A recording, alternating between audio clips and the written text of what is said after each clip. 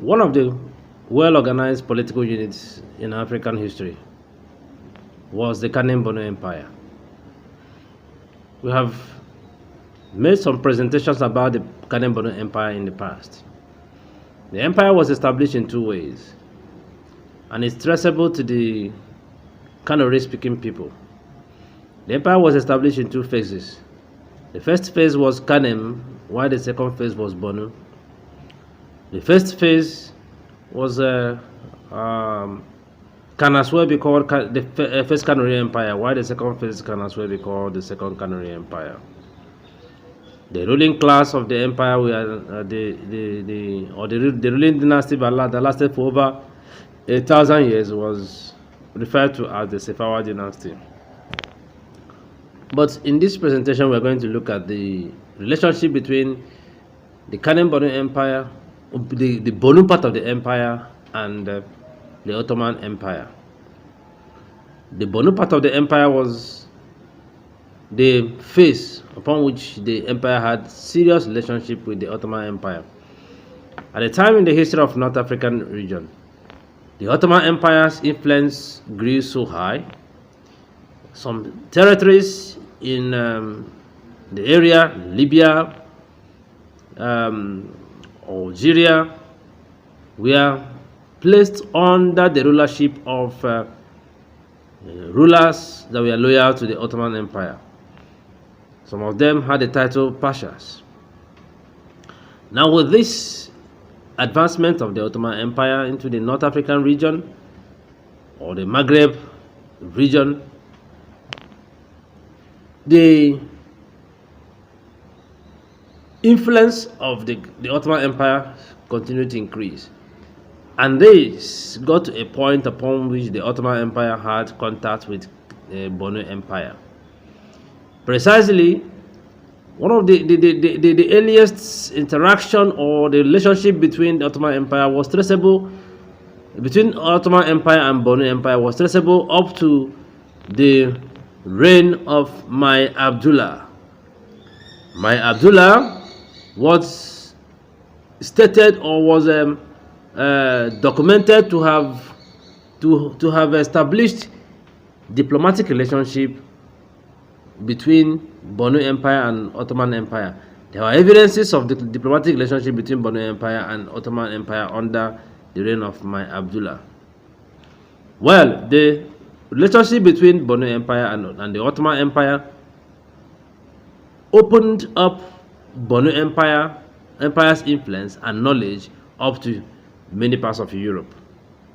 For instance, within this period, a very important documentation was made by Leo Africanus about Borno Empire. This documentation tends to explain the influence and powers of Borno Empire and also the wealth of Borno Empire.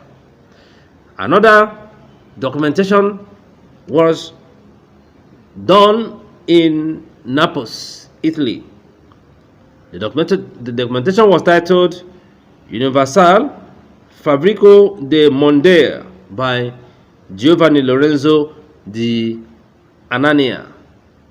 Universal Fabbrico de Mondea by Giovanni Lorenzo di Anania. In that documentation or publication, Giovanni dedicated, although a small section, to Borno Empire. In that section, Giovanni described activities and actions happening in Borno Empire. But the height of the relationship between Borno Empire and the Ottoman Empire was under the reign of Mai Idris Saloma. Mai Idris Saloma, as a matter of fact, was the highest king based on achievement, influence, wealth-wise, and knowledge. He was the highest king to have reigned in Borno Empire. Well, when you compare the two phases of the empire, someone can comfortably refer to Mai Idris Saloma as the highest king. Under him, the diplomatic relationship between Borno Empire and Ottoman Empire grew so high and so strong as well. through the help of Bono Empire, Idris Aloma was able to acquire weapons. Precisely, he was able to have access to muskets. And then with the acquisition of muskets through the help of Ottoman Empire, he invited or brought in Scottish musketeers to help teach his army on the capacity or the capacity to use muskets in warfare. With the help of these muskets, he was able to build a very strong army. He was also able to create some refined military strategies for his army. Well, there were gifts, correspondence between Idris Aloma and the Sultan of Ottoman Empire. Well, the relationship between Borno Empire, mainly the one under Idris Aloma, and the Ottoman Empire wasn't completely very cordial. There were areas of disagreement. For instance, when one of the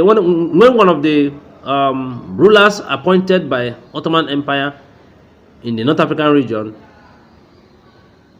took some steps that were against Kanem-Borno Empire, Idris protested. Precisely, Mahmud Bey was said to have made moves to take some territories that were hitherto under the control of Borno Empire. One of them was Fezzan. For this reason, Idris Aloma protested to the Sultan of Ottoman Empire at that period.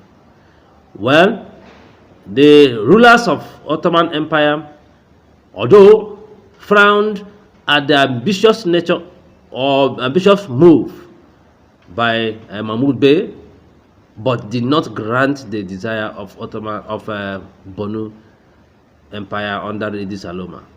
But one of the desires was for military cooperation and at the same time for supply of equipment, which the Sultan of Ottoman Empire did not grant to Idris Aloma. Well, although I wouldn't like to jump much into that development, but the relationship between, or the diplomatic relationship between Borno Empire and the Ottoman Empire brought out Borno Empire to the world, mainly to Europe. The influence of Borno Empire, the powers of Borno Empire, the fame and wealth of Borno Empire was realized in Europe. This made Europeans, or some Europeans, to start having some ambition towards coming down to Benin Empire, to Borno Empire, in a bid to to underscore or have some interactions with Benin or Borno Empire precisely. Well, you cannot completely study the history of empires and kingdoms in Africa without jumping into the vast history or vast knowledge of information about Borno Empire. Please, if you're watching us for the very first time, please subscribe to our channel and click on the notification icon so that anytime we drop a new content, you'll be one of the earliest persons to be notified. Thanks for being part of our channel.